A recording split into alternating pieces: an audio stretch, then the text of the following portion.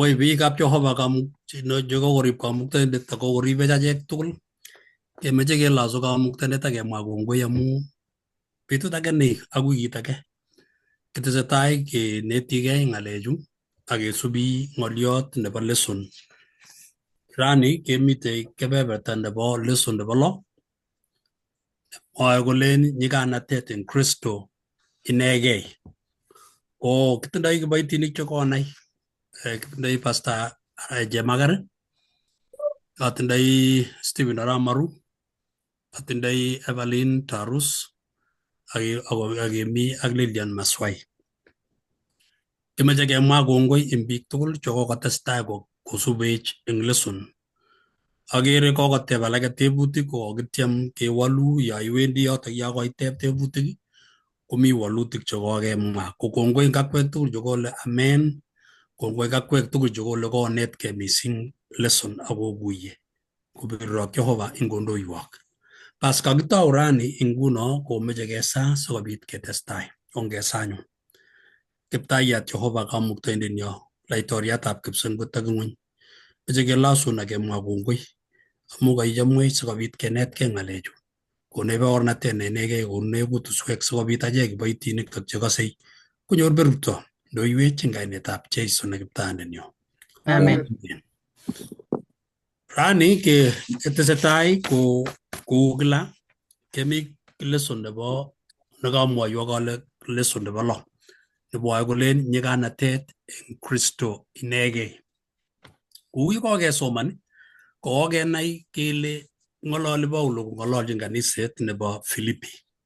Ngisoman eng kurget neo ne konech tokchinet nebo lesson nebo wikini komite eng kitabutab Philippik 3:10-11 nemwoe komie kole sikobit anai kimnatetab inendet nebo ng'etiet akanyoru katuyet amu nyolilwogikchik sikobit eng meenyi ak oretab meet anyoru kamang'unet nebo ng'etiet kong'ete beet.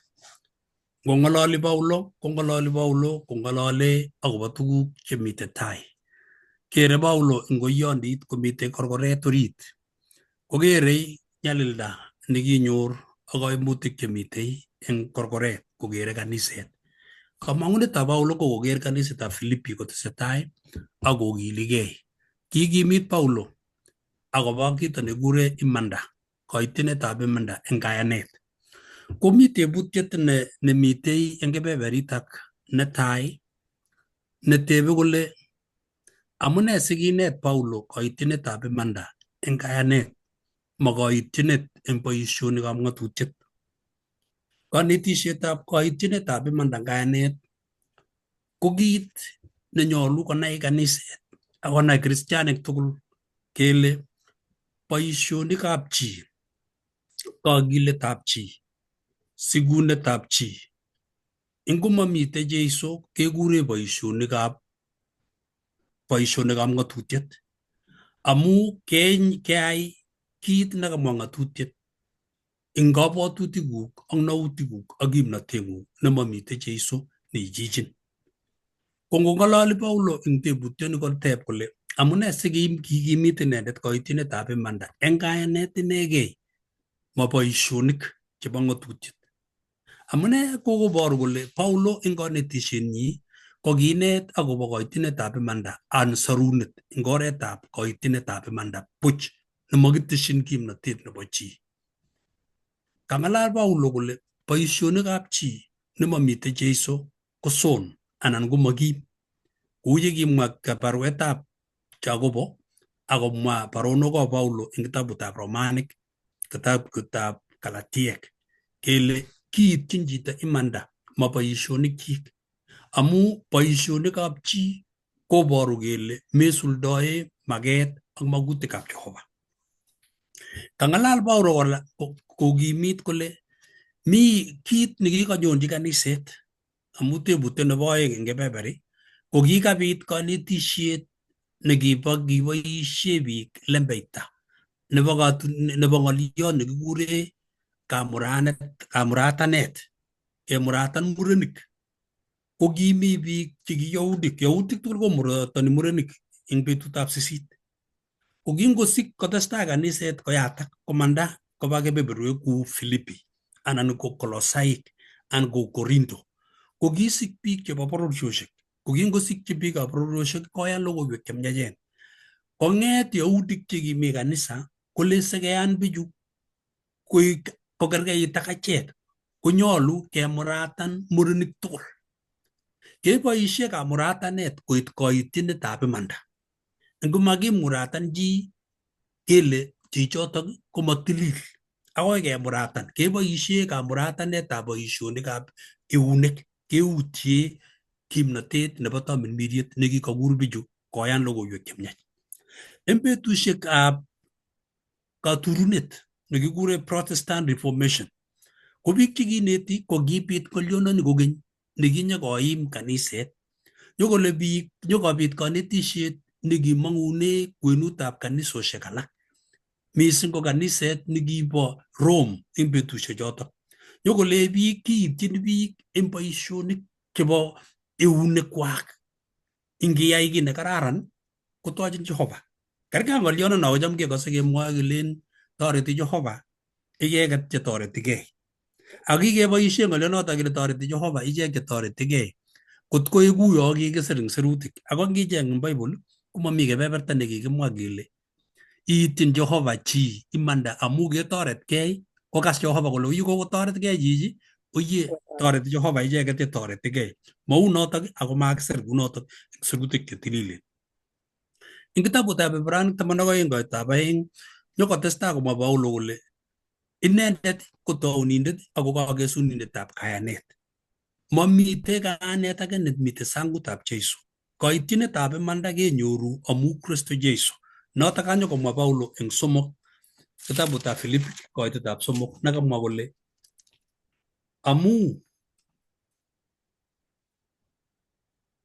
amu kikimuratanech achek chesoe eng tamirmirietab Jehova ako makilosugei akelosu Kristo Jeiso amu makitinye kamang'unet eng borto.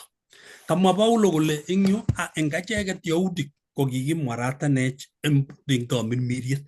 Ko kanyokong'alale kamuratanet nebo tamirmiriet ma kamuratanet nebo borto.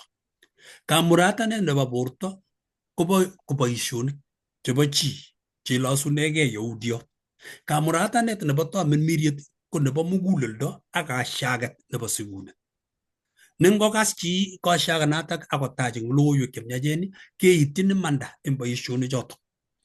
Eng kebeberta nebo Jumapili kebendi kebeberta nemwoe kolen boiboiyet eng Kiptaiyat. Boiboiyet eng Kiptaiyat. Ko ngomwoe kole boiboiyet eng Kiptaiyat kesomani kitabut kai nebo Filipik 3:1 akoi koitetab 3. Komi ng'alek chemwa Paulo akobo tebutiet nekamwa teb kole tos nee tuguk chekikaker Paulo chekororonen chenyolu konetkei kaniset nebo Filipi ako nee tuguk chekikiptubotoi chebo boisiet nemie sokosub biik chekororon akometo cheyachen. Ko ngisoman eng 3:1 akoi koitetab 3 1 akoi 3 komwoe Paulo kole nebo let anyun chekitupche oboiboitu eng Kiptaiyat. Ko kangomwa kole oboiboitu eng Kiptaiyat ko ng'olyot netai. Boiboiyet eng Kiptaiyat ko kalosunet nebo torornatetab Jehova. Ngomi kalyet muguleldo amu sigunet nekiketach eng Kristo Jeiso kotyokokse mugulelwekyok amu kitindoi boiboiyet eng katiaget nekitindoi. Komwa Paulo kole asirwok ng'alechu kokeny atindoi boiboiyet ak ameche ale oyie takakere akokeny nebo aeng. Kakasetab Paulo eng korkoret kokere kole oyie orno kaniset netesetai ako kotestai eng betusiek tugul kou ye kokenetkei eng wikit nenyone. Siretab Paulo eng yu komwoe kolen amu osoe Jehova eng tamirmiriet. Boiboiyetab Paulo ko tuguk chemyach. Kalosunet neilosu Jehova, saet nekisoe kamuktaindet eng tamirmiriet ak mugulelwek cheilyotin amu kikotach logoiwek chemyach. Ngoliot age nekamwa Paulo ing yu ing tebutiet ing boisionik chekororonen chekoker ing kaniset ing kabwatutikchik ak siretab arwet komwa kole otorori Kristo Jesu. Anga katororetab Kristo Jesu ko kit nekochin kamang'unet Paulo sikobit kokilgei. Komwa Paulo ing koitet notok koitab somok kole ane komotindoi kamang'unet akobo borto.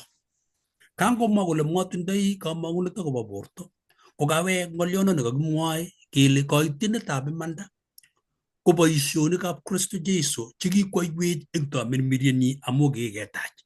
Sigunenyo nekakitak Kristo Jesu kokonech katyaget nebo mugulelwek ak sigunet. Kotestai Paulo anyun komwa eng kebeberta no komi kito nekamwa kole kotko ki achek chekikinyoru kamuratanet eng tamirmiriet,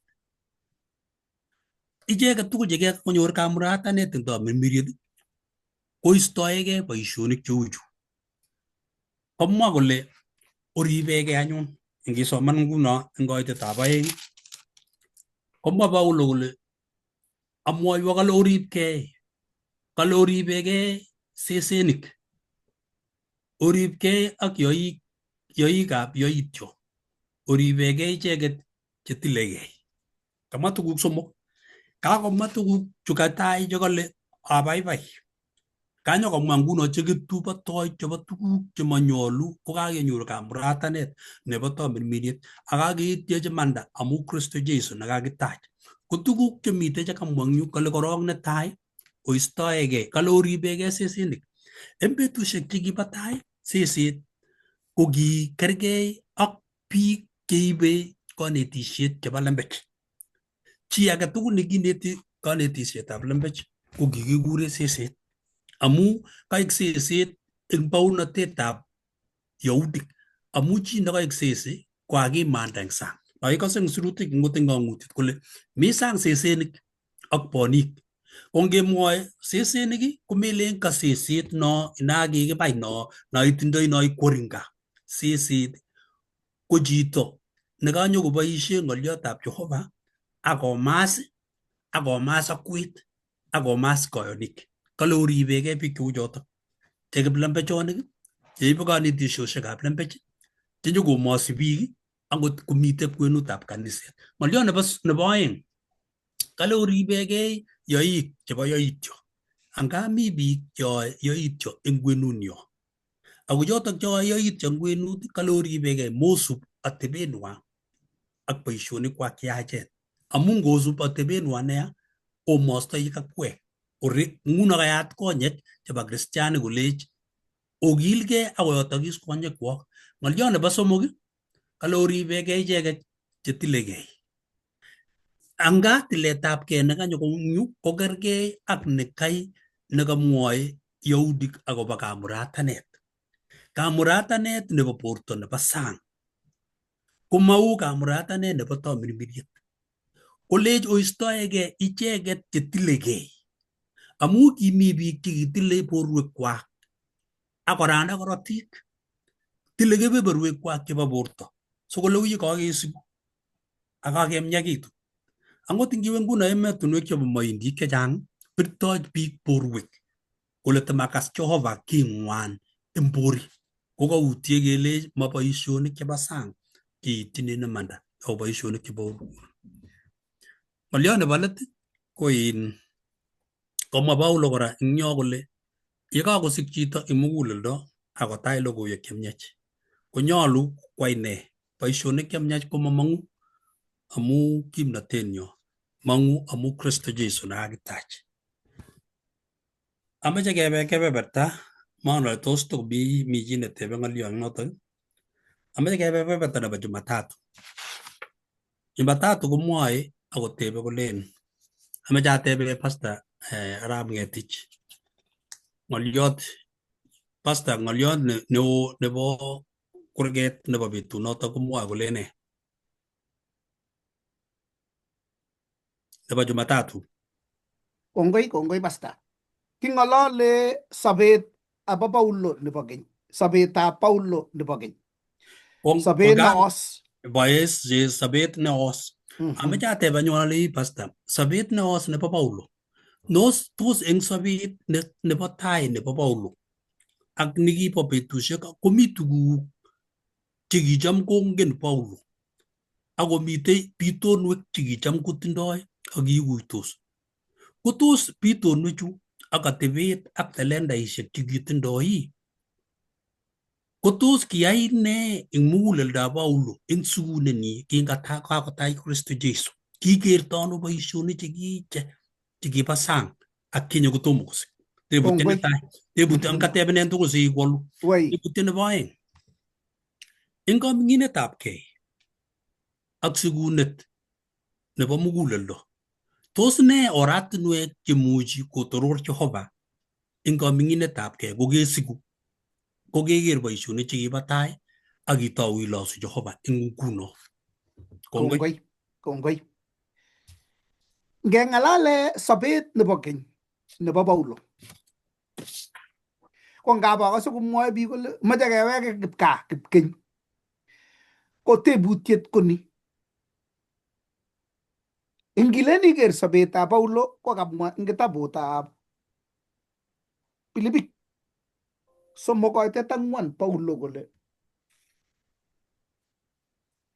kalago ngot komuchi chi kolaskei eng borto, ngot kobwoti chi age tugul kole tinye kamang'unet eng borto, asirtot. Kikimuratan eng betut nebo 8 nebo keswekab Israel, oretab Benjamin, Ibronindet nebo Ibranik. Ak eng ng'oliotab ng'atutik ko kiaborisoindet. Eng kakiletabgei ko kiakilgei kotaus kaniset. Eng imanda nebo ng'atutiet ko kimatinye lelut. Ngeba tuguk chekilasegei ko kale Paulo kikimuratan eng betut nebo 8 ako kon mendelesiek chebo tebeinik. Nyumnyum boroindo age keweke ako tokos muguleldo neikose ile to kyawe kaya kikisir komie melen kyawe nusu. Kakere kokorom kiyoto betusiek akot chekitinye en bukuit nebo Nandi. Ko kikatinye bukuitab Nandi kemwoe kelen Caleb arap Chebunei ak Joshua arap Nun. Lepoiyot age konyo kosungusian ai pastayat age kikas kele mi wanja la Bible soman kot komalen arap Chebunei kuno kibo kap chepkendi akot werato komien ole mindet yu. Tos walak betut age kakutunetabgei neikose kailong'u imene korotikwok anan imene talbistong'ung anan imele talendaisiek cheitindoi akot ing kaniset ko tos mami tukyotok. Chilenen konyokoleche ine akot anume komemuch akot kwalchi ngoriet kaita. Ko matakenyoru nafas nebo keker kele eng tetutikab sarunet ko kikisarundech ano. Kawek Paulo kole tuguchu tugul chu chekikelchin eng ane ko kale kergei ak chito nekikisikto ng'ogi nebo Chios. Imuchi kisomanso werikab koyoto tugul ipkotar universitysiek, lakini itu ng'ogisto kotalu kwagenge akoi kewai kele ngakobek biik kele kalya kele kimi ng'ogi nebo Chios ara kelya kele akoi kecheng Nandi ko kingap komi chi nekalen kakirwany anan kaking'wos kakirwany. Ko ngang'ya koromit kunotok kowendi ipkoyo ainet kou ngakwo bitonin akometo orenwa ak ipkocheng oretab bitonin, kikochi oret age kotai bichun akwochi tumwekwak bichun. Ko kong'ete yoto makomwoitoege tiondonywa nekibo bitonin kokalanda kwa bitonin kole ngawo tamana bosob ipkosobe man chichotok. Ko kale Paulo ngakasegei korotikab koinyo komo amu ng'ogi nebo Chios. Ako kakonyo Jeiso nekanyoko koyech asikobit koek ainet nekakilandae eng kabatisanet kebeku koboto inendet sikeng'etye eng ng'etyet nelel ak kelongchi bitet age ak kekonech kainet age komako ki Adam nekitai akui nenyonet keeku Adam nebo oeng. Kounotok yeikere kanyo kiy neilosegei akilen ne achek sinye achek Nandi ko kikilen ko kaiweke nin nebo iwendi yoto kole boiyot nekibo tai katokosobei kowek nguno nyo kole ng'okisto kinye ngatokomi eunek kewalegei korotikwak akimatar. Lakini yekaiyan imei komwa Paulo kitabutab Galatia kaeng koite 20 kole kikikartata koboto Kristo akosobe kobate makwanen nesobei ako sobondon asobe nguno asobe eng Kristo Jesu nekimecho. Kounoto kikosegei oret nelel nekiib kotachech akorwachech eng bitonin sikesopche. Kounoto tebutiet nekaketeb netai ko kaketeb ile imuktono koek borotenyo tolbisto ak talentainik chekitinye neimuchi kotekelchech kipkei kot kobanenech sorunet ak ketiem kesorwech eng boisionikchok. Kole Paulo eng yu eng koitetab 7 yokisomani, ako tuguk chekiborotet eng ane ko kioit choto tugul koek tugun chekikobetyo eng Kristo Jesu. Aiti tugul koek chekikobetyo akobo telunotet nebo naetab Kristo Jesu kiptaiyandenyu. Kikobetwo tuguk tugul amu inendet akoit ale koek pusakariek asikobit anyor Kristo. Akenyorwo eng inendet komatinye imandanyu neu nebo ng'atutiet, noto nebo ng'atutiet ako noto nebunu kayanet eng Kristo Jesu, imanda nebo Jehova eng kayanet. Asikobit anai inendet ak kamuktaet nebo ng'etienyi ak yamdaet nebo nyolilwogikchik, kirokendo meenyi akobit anyor anyun eng or age tugul aityi ng'etiet eng chekikobek. Kounoto kale Paulo, ngakasege koinyo kwama ng'okisto ako amu kakerwanya ak kalandae ainoni akasege olin. Oret nekimuchi kenam tuguchoto tugul ko eng oretab koming'inetabgei. Tebutiet nebo oeng, kimuktoi ano kewal tuguchuto kikororonen chekikitindoi eng koming'inetabgei sikoek ortinwek chekitorore Jehova. Komwowech kurgoti cho kakesoman ak kurgotik oeng chowong'une ko Korindoek netai. Korindoek netai 6 koite 19 koite 20 komwa yoto kole, anan tos mongen ole borwekwok ko hekalut nebo tamirmiriet netilil nemite oriting'wong notinye eng Jehova mao obogei akwegei amu kikelewenok akobunji komonutiet neo toror Jehova anyun eng borwekwok. Koketyi kole ne kokeny eng 10 koite 31 komwa yoto kole noto anyun ngoame anan ngoee anan eng kiy age tugul noe oyai tuguk tugul otorori Jehova. Maya kemwa kongoi akobo tuguk chekikonech Jehova eng talbisto eng talentait nekitinye ak ne. Maya keker tuguk chekiyoiwech Jehova akot yekitomo kenai inendet, akeker kele ngakot kitomo kenai ko kireiwech amu ot ortinwek chechang chekiboisie biikchok ko kiba kapkoros, ko kiyoe ne akot eng tumwek tugul chu ko kiretwech tumdo nebo Nandi anan ko nebo Kalenjin akoi keityi Kristo amu kikerkeindo nebo ole kibunu tumdo kwa Abraham.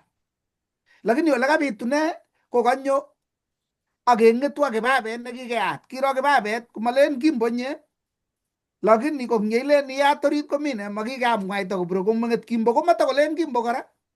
Ko king'etwech kibabet ako kakimuratan borto akong'eta akilit akong'eta muguleldo. Tuguk cheyochini chito age koma chito nekikimuratan eng tamirmiriet.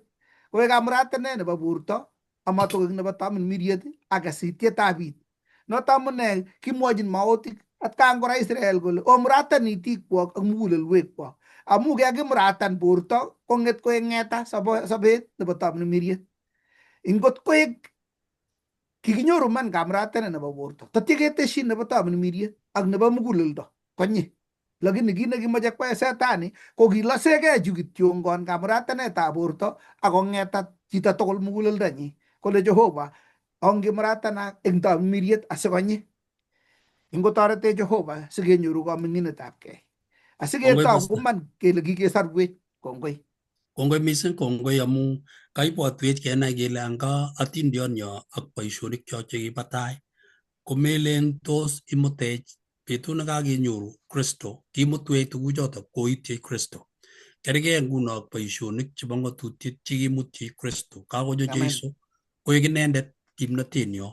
Ko kaimwoiwech kele kitindoi laskeita Paulo amu tuguk chekiu atebenyi eng tai. ako betut nekiker Jeiso kometo tuguchotok akole bo sakarek makotoreti ki amu Kristo nebo komonut eng inendet. Ameche atebenen Evelyn kwoeng kasi eng ng'olyon nekateb nekamwa eng metit kole tuguk chenyolu ne tuguchutok nyolu koi tebutiet netai atindoi tebutik oeng. Tebutiet netai nekateb kole ne tuguk chekiker Paulo kobo komonut, ne tuguk chekiker Paulo koek chebo komonut eng sobenyi tugul akoker Kristo kokakowal atebenyi akoker tuguk alak chotok kanyor koek komonut kosir chikitindoi. Tebutiet nebo oeng, ne tuguk chingibwat ikere ile bo komonut mising nemuchi kokerinden meker Kristo Jeiso ak komonutienyi. Eng tebutiet chotok oeng Evelyn, ne kiitok anyun nebo komonut mising nekamwa Paulo. Karibu. Kongoi mising, kongoi mising. Kakenetkei tugul akobo sobetab Paulo. Ko eng Jumatatu ko kakamwawech pasta akobo atebet nebo kamuratanet kikimuratan. Ko eng Paulo inendet ko nyaliloti biik ko kikere Paulo ko kiyoe kit nekikararan. Kimi tuguk chekikere Paulo kobo komonut mising. Paulo korok kingen kele ki yautiot nekakinet mising akobo ng'atutik. Ko kiribe ne ng'atutik mising, ko kinaat mising ko kingen ng'atutik ako kiribe mising. Ako kikonyiti ki Kiptayat inendet, kiamongte Kiptainik chekibo yautiek eng betusiek chotok amu inendet ko kingen ng'atutik mising ako kikikonyit inendet. Ko tuguk chekikere Paulo chutok ko ki tuguk chekimi barak mising. Kikere inendet ko kiribe ng'atutik kou yeu ak kimache biik alak korib akine kounotok. Ko kikere inendet koter mising, ko kimi barak mising. Lakini kiit kingoit betut nekingotuiyo ak Kristo ko kiker tukchotok ko ki tukun buch, kamuratanet ak kerib ng'atutik. Ngesoman eng Filipik 3:7 komwae eng yotok kolen ako tuguk chekiborotet eng ane ko kiait chutok koek tukun chekikobetyo amu Kristo. Kikere ngesoman kora eng yotok boisionik 9. Ngesoman boisionik 9 koitet 3 akoi 6. Ak yekitakowendi kokarikta Damasko, kolu kunotok lapkeiyet nekibunu kipsengwet, koluchi inendet komaswek tugul. Ak kibutyi ng'ony akokas kutit kolenchin inendet, Saul, Saul, Saul, Saul, amune siiuso akile ing'o Kiptayandani, akile a Jeiso neiuse, akong'et wui nganaset sikemwoun kit nekanyol iyai. Ko kingotesetai Saulo kousei Kristianik ko kikere ko kiyoe kit nekiyoe nekibo komonut anan kiyoe kit nebo imanda amu inendet ko kiyoe tuguk kosubkei ak ng'atutik. Lakini kingotuiyo ak Kristo ko kiwalak sobenyi. Ko kotoi kokeny kokakokor eng yotok, ko eng baadaye kokerto kokisich kiwalak sobenyi amu kitambuan Kristo. Koit Paulo anyun koro tuguchotok tugul kobu Sakariek. Eng Filipik 3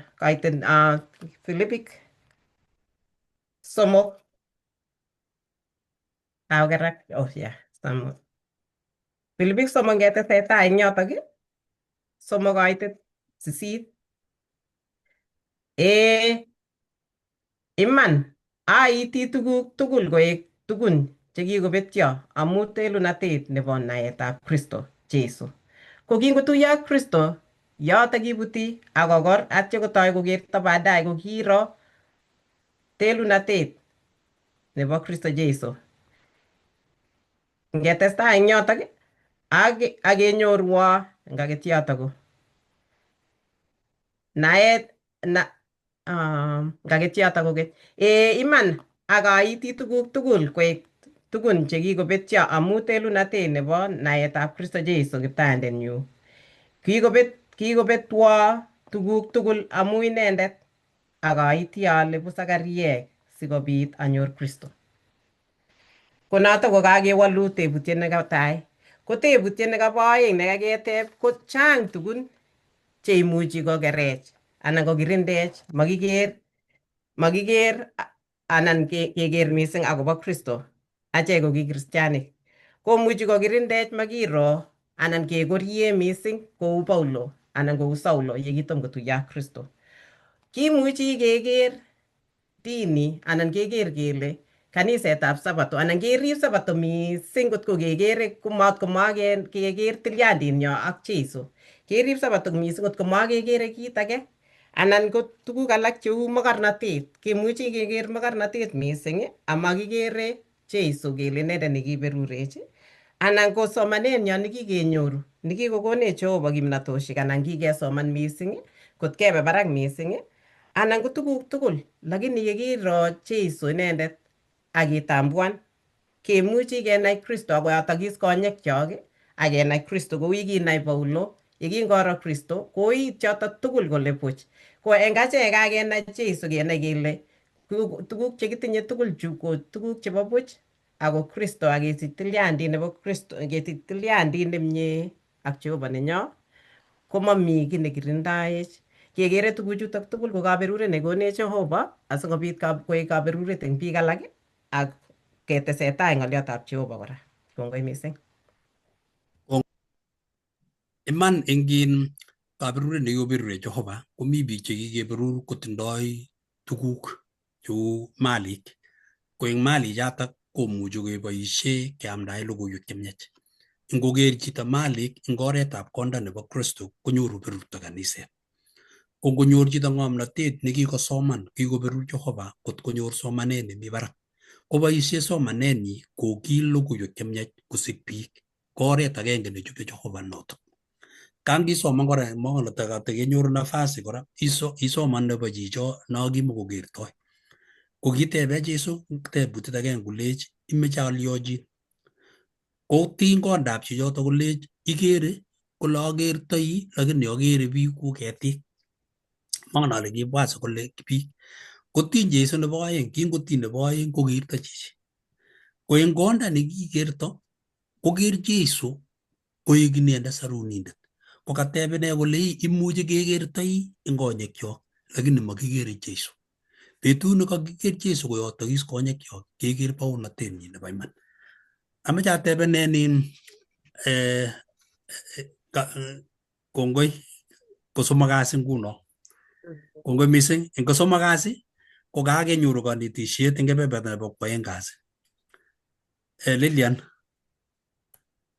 ko kosomok kasi komwoe kolen kayanet nebo Kristo.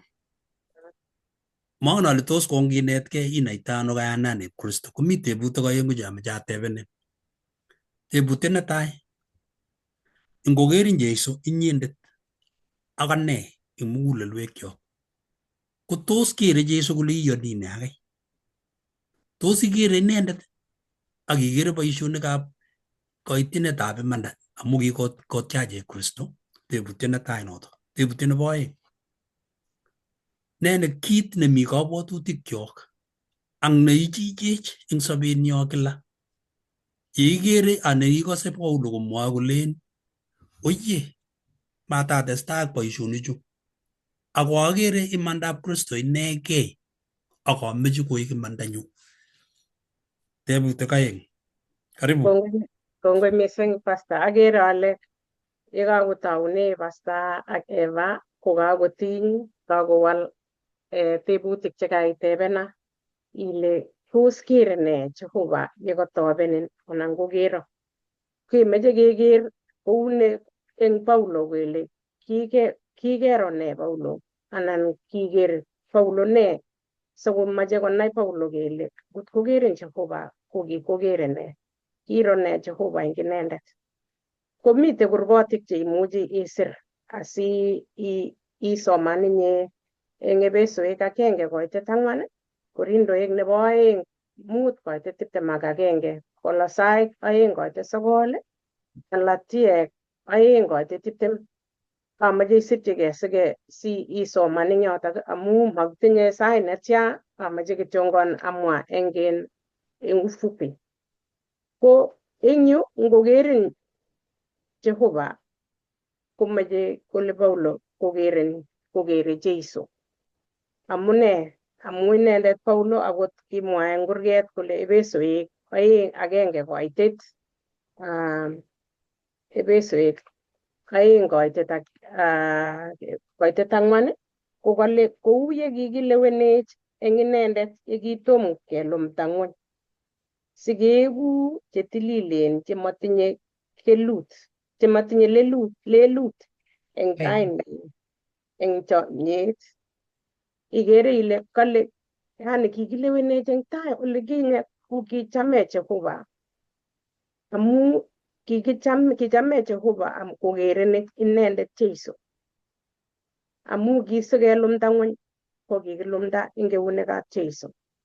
Ko Jehova kokerech kole kikilumdech eng Jeiso. Maamu boisionikchok chekiyoe, maamu atebenyo nekitindoi, achacha tugul chotok kamwa Paulo kole kibu Sakariek. Mamite age tugul nemuchi koker Jehova akoker kole itindoi iman. Imanda nekitindoi ko amu kere Jeiso.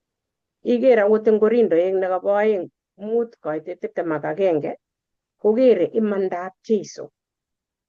Jehova ngokakerin komi Kristo eng inyendet kokere imanda.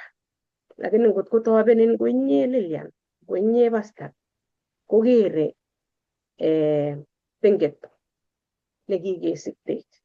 Ko amu komwa Paulo kole asianyor imandab Kristo ne notok netogu eng kap Jehova akewal atebeni neotindoi koek notok nebo Jeiso netuche tengekto asikobit anyor imanda neyanat eng Jehova. Singokerin Jehova komakokere tuguk chekibo let chekiyai che ngap kobwatun shetani kolechin ibwoti chekiche, ibwoti ilechi kiketucho. Kikonyo Jeiso ako kinyokotucho. Tuguk che kyai atkinye ko kikoistogei. Ngotite imite sang ko ne netokokerin? Aya.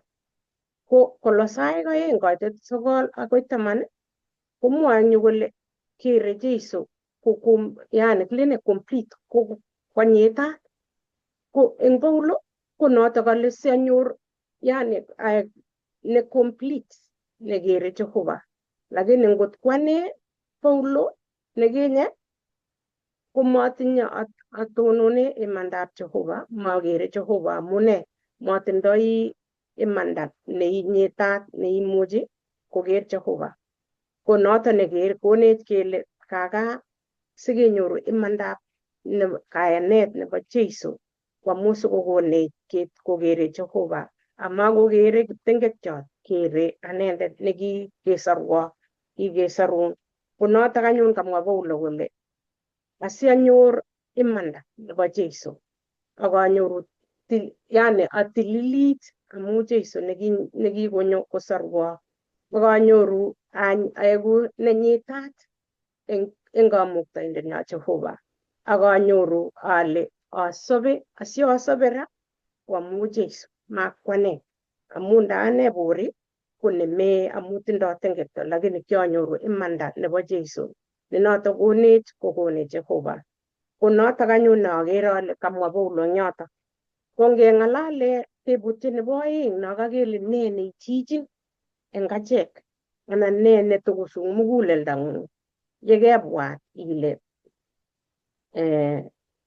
kakemwa en tebutiet ile ne netos Kwai ne neichin eng muguleldo nelong'u muguleldo ak kabwatutikuk ile wei. Kikere Paulo akine ko kitindoi kabwatut yani tuguchotok kilong'u eng muguleldonyi amu kekere en Pilipik 3:9 akatokosoman Eva kakesoman Eva ngasoman kokeny. Ak kenyorwo eng inendet komatinye imandanyu noton nebo ng'atutiet ako noton nebunu kayanet eng Kristo, imanda nebo Jehova ak kayanet. Nekas kanyor eng mugulel ne kakotokos kole akanyoru imanda. Ko noton akot nguno ikere chito ya baibai kolong'u muguleldo.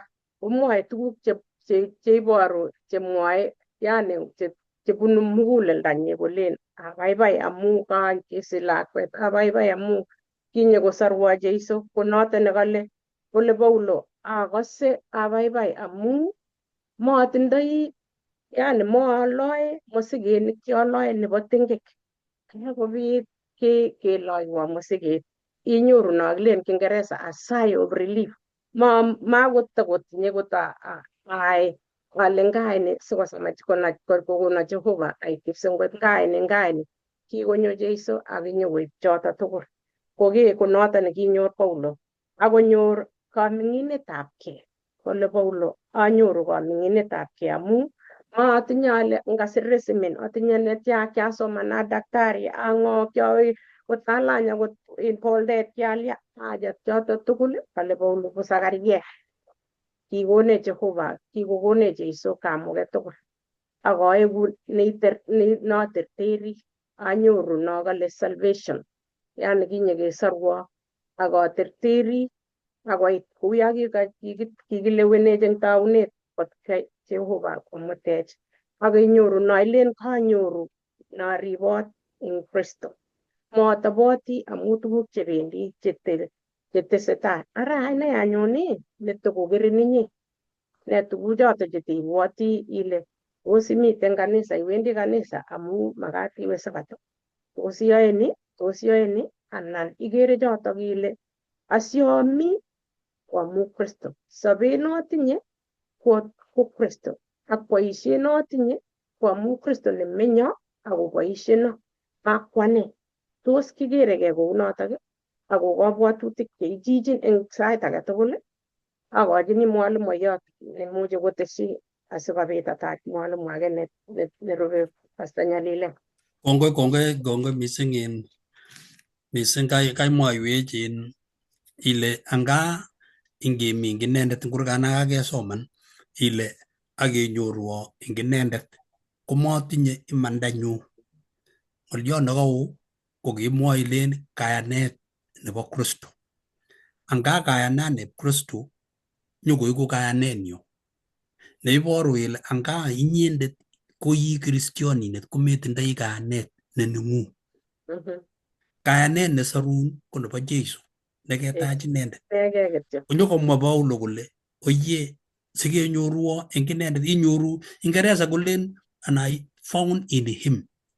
Eng inendet akenyorwo eng inendet neiboru kele anga kakosik chito eng muguleldonyi keuny eng Kristo.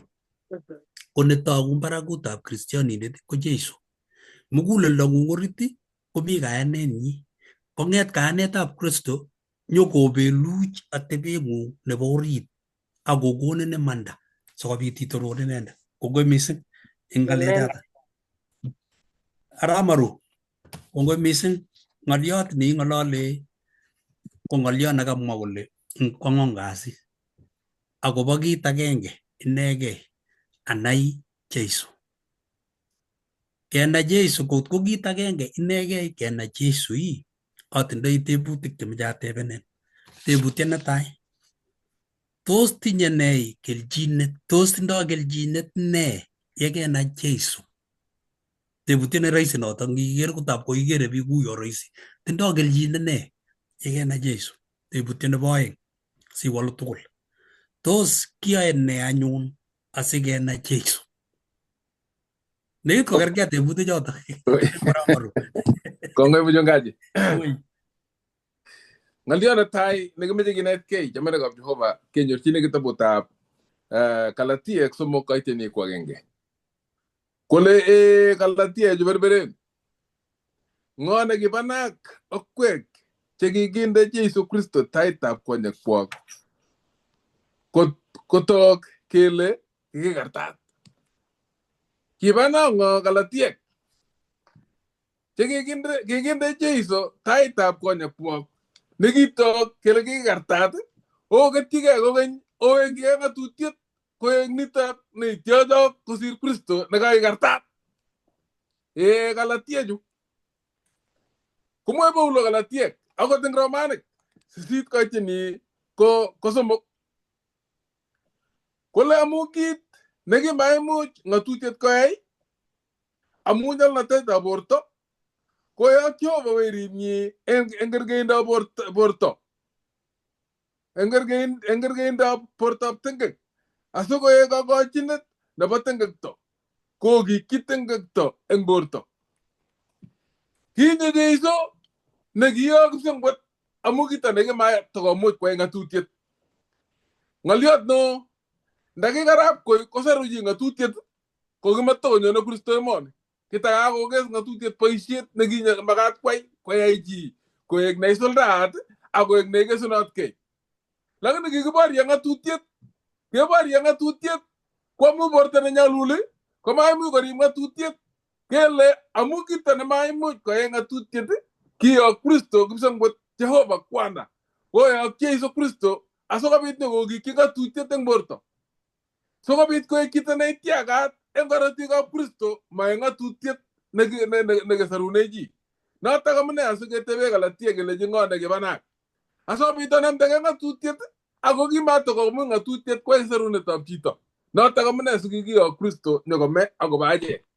Nitok chamenekab Jehova kemwa kele nyalunot kenai Jeiso inendet ma ng'atutiet. Notok amune sikineti eng 4 kasi kelen kit agenge kityo kenai Jeiso amu nitok kokonde metut nebo sobondo. Nitok ko kit age tugul eng sobonwekyok achek chekimakchinigei. Kale kitabutab Johana 10:3 kale amni sobondab koigeny ale konai Jehova ne inyendet inyegei nebo iman ak Jeiso Kristo nekiyogu. Sobondo nebo koigeny kityo komakenai kit age tugul. Kale kenai inendet inegei Jehova nekiyok Jeiso Kristo ak Jeiso Kristo nekikiyok. Kamanutiet nebo tai ako neo nekinyoru yekinai Jeiso ko kale kenyo mi sobondab koigeny, kinyoru sobondab koigeny eng Kristo Jeiso. Yutok ole kenyorchini nyoetab kanebo cholwogikyok, yutok ole kenyorchini sobondab koigeny amu makisaru chi eng ng'atutiet ako kisaru chi eng kayanet eng Kristo Jeiso.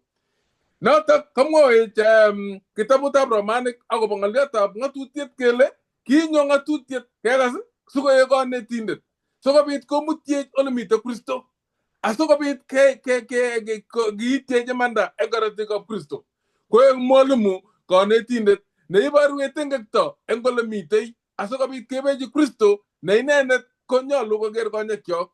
Kamanutiet neo kenyorchini sobondab koigeny Kristo. Kamanutiet nebo aeng, yekinai Jeiso kokonech kenyoru tokyinet nebo sobenyo. Yemengen chi Jeiso komengen ole itokyinigei. Lakini yeinai Jeiso kokonin notok iker ile kakai kito nenyolu ayai ko ne asikobit akerkeit ak chichi. Kale kitabutab Korindoek nebo tai 9:24 sisomanchigei kokonech atindiotab chi neloboti. Kale chito neloboti komite kiy nekere eng tai neikilchingei. Makot komamite kiy nekerei komamite kiy nelobotyin chichotok koeku labatenyi labatet buch. Lakini yetindoi kito neikilchingei eng tai kosikyin kolabat amu ingen kole lazima abun standard neuni asikobit anyoru kito neakilchinigei eng tai. Kou notok sobetab kristianindet. Eng chito neloboti kale kokere konyekyik tai, kale kokere kabwatutikchik tai, kale akobire bortonyi asikobit konyor konunotiot kutwet, kale kutwet neng'emaksei. Lakini eng achek biikab kipsengwet ko Ebrainik 12:2 kale kekere Jeiso ne kandoindet ako kawang'unindet nebo kayanenyo. Kitinye kito nekitokyinigei ko ki kristianik kekere Jeiso eng tainyo. Notok amune asikobit kikilchinigei kamanutiet nebo kenai ko kenyoru goal anan lengo nekitokyinigei eng sobenyo. Lengo nekitokyinigei eng sobenyo ko ne? Ko kikilchigei Jeiso, keker Jeiso ak ketach Jeiso koek yetindet nebo sobonwekyok. Kale yekinai Jeiso, kale koeku inendet as kioit. Kioit nengisoman eng kitabutab Pilipik 2:5 komwae kole ngotebe kimyakine eng Kristo Jeiso. Ngot ko menai Jeiso, ko makoi inai atebetab Jeiso, amakoi yai atebeng'ung kokerkeit ak nebo Jeiso amu mengen. Kwa hivyo lazima inai Jeiso asikobit kotok atebenyi, asikobit koek atebet neimakchinigei ko Jeiso ko kioit igeregei atebeng'ung ak inai ile manyolu eng taitab kipsengwet amu atebenyu ko atebetab chitondit, atebet nekikonyit eng kekto. Lakini yeiker lilindab Jeiso imach kokerkeit atebeng'ung nebo Jeiso kokurin kipsengwet kole nyolunot iyai ne. Kotebutiet nebo aeng nemesige walunoto kele kiyoe nas asikobit kemeny oritab Jeiso asikobit koek atebenyo neu noto kimi eng Jeiso akine. Kale kitabutab barwetab Johana aeng koitini kolo. Kale inendet nemwoe kole menye eng inendet konyoljin kowendot kou ye kikowendot akine inendet. Notok amune sikelen kioit Jeiso ne yekinai inendet ketinye kioit nekikeregei. Sikenai kele kakamakite ui. Kikiptengekinik kirortoi ngewani. Kito nenyolchinot ko kelya kebeji Jeiso ma ng'atutiet. Kale ngebeji ng'atutiet keeku chombilik. Nekale sirik ak Parisai. Kale chombilik. Kale osalo kererit kolelit parago. Kale lakini ngep kele ngiro orit ko nyitat kawe. Kale okerga kererishek kikisal parago lelakitu. Ko ngep kele ngiro orit ko nyitat kawe. Kale ouni ko kambet parak. Kale ako ngorit ko nyitat sumto. Kale chombilik choto chemameche biikab Kristianik chebo Jehova. Lagokab Jehova mameche koek chombilik cheuni ko kambet parak. Lakini meche kiun kong'ete orit. Ako Jeiso noto iuni, noto amune sikelen nai Jeiso inendet ma kit age tugul. Jeiso kito nenyolunot keyai. Kale nebo somok kale kenyoru katililet eng Jeiso. Jeiso koyae kito nekilen katililet eng oritab sobenyo kotugul. Konech keekitu Jeiso yekinai inendet kokonech keekitu yekinetegei inendet. Kale keekitu kot keityi nyiet nebo kayanet. Kipsengwet komeche etunatet nebo chito. Koet kong'ete lakwet neming'in akoet kotestai. Kot koityi etunatet ak nyiet nebo kayanet. Jeiso inegei kityo neimuchi koyai chi konyor etunotonoto. Noto amune asikomwa kolen kiketubech eng kabatisanet koboto Kristo ak kiking'etech. Sikou ye kiking'et Kristo eng meet, kale kou noto akichek kebendoti eng sobondo nelel amu kiking'etech tugul koboto Kristo ak kesich sobondo nelel. Noto chamanekab Jehova ko Jeiso kityo nekekere mamite kit age. Kale yekinai Jeiso, kale kesich kamang'unet eng ole kibunei, yekibune uinwek che koromen. Kale yekinai Jeiso kenai kito nekele kaka inendet nenyolu ketiegei eng bijinwek. Akot chemite meet ketinye kamang'unet amu kingen Jeiso nekiote kele Jeiso ko hakikisho nebo kit age tugul. Ng'olyo nebo nekitare eng tebutiet nebo let kono kale tos ne nenyolu keyai asikobit kenai Jeiso ini anan asikobit kenai Jeiso. Mamite kit age tugul ne nyolunot kwai chi kobate kityo ngon kokongei. Konunetabgei nenyolu kekonugei asikobit kikochigei Jeiso konyor oritab sobonekyok ak yekwai magenyi eng oritinyo. Kale kekonugei kikochi inendet sobonekyok ak kondochi ketaita mimiritab Jehova asikobit kondu ketau mimiriet ak kowalech komuratan orititab sobonekyok. Noto kangong'alale pasta obo ng'aletab kamuratanet. Ko kamuratanet nekitindoi komo nebo borto. Kimeche kamuratanet nebo sobondo. Kito neyae kamuratanet eng oritinyo kotau mirietab Jehova nekikonech konyo oritinyo. Notok neyae kamuratanet eng oret neinegei asikobit keeku lagokab Jehova chekibendoti eng imanda amakitinye kenisiet. Kale kenai Jeiso ko kesoman sirutik chetililen ak eng kainunetab tamirmir netilil kotoretech kora kikuye sirutik chutak ak kebendate kou mwoe sirutik chetililen. Kale kimong'u inendet eng kekoshek tugul yemite boiboiyet ak yemite bichindo. Nesire tugul ko kale konunetabgei nekikochinigei kipsengwet kwae Jehova magenyi inegei eng oritinyo amakitinye kimnon kobate kimnotenyi. Kimong'u kimnotetab Jehova kekoshek tugul. Kwa hivyo chamanekab Jehova akoi yotok komongen kototindoi chi tebut, lakini tebutiet nebo aeng ko walunet ko kikochigei Jeiso. Tos tindoi chi tebut age? Kongoi Ramaru, kongoi mising. Ing tebutik chotok nekit koborwech kasuldaetab ng'atutiet. Kaimwa komie ing kanetisiet nekainet ak lekakomasuti kele anga ng'atutikab Jehova kou kioit.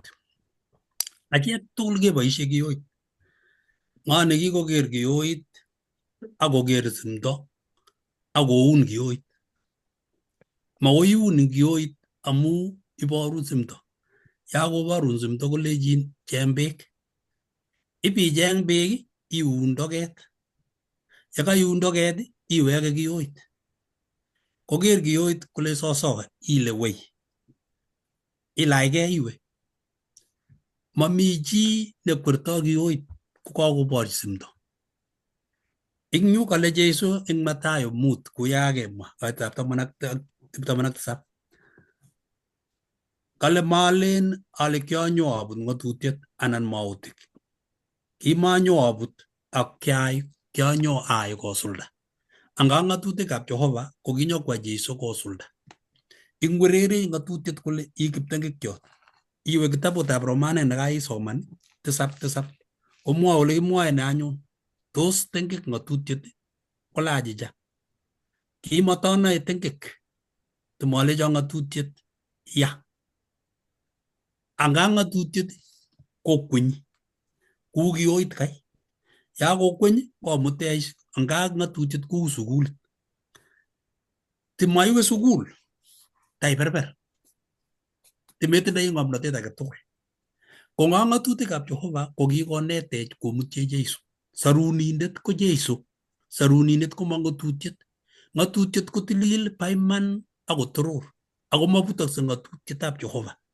Amu ng'atutietab Jehova ko tebetab Jehova inendet. Ingeyan Kristo Jeiso kesire ng'atutik chotok kotebe mugulelwekyok. Makomi eng koik. Kongoi mising.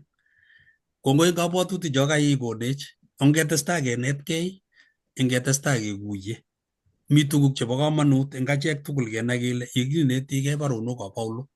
Tab kou yekikakimwa kele eng kasarta nebo kanetisiet kotab kouikitu mising baronokab Paulo kot kemete oret.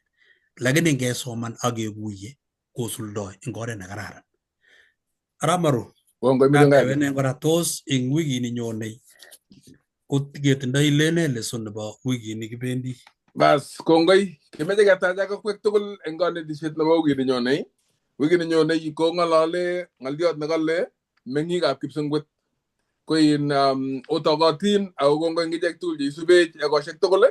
Otestai osyai sirutik chetililen. Oiku biik cheu chekibo Berea. Yekale kityeme kokilgilie akonai mising ngot ko iman tuguchu kakimwa.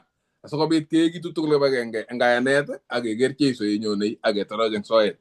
Kimeche kesa anyon asiketuch akoi wikini nyonei ongesa. Kitororin Kamuktaindet Jehova amu kandoiset neinegei nekaindoiwech eng tamirmiro ngetilil Jehova. Kongamu kaiboisienech kou kirondoik. Isae kole sikobit kele choritab sobonwekyok kosich ole menyei eng oritinyo ak ichek chekakosei. Asikobit keekitu tugul eng kayanet ak kekerin inyendet Jeiso inyegei ak Jehova nekiyokun. Eng tugul Jehova kenyoru sobon nebo koigeny yekait betut yekikerin inyone nyimutech kebe kabarak Kipsengwet keityenjeno nebo katerteret kokakitertere mole koboto ichek tugul chetililen. Nitok somenyo eng kainet netilil nebo Jeiso netindenyo. Amen. Amen. Amen.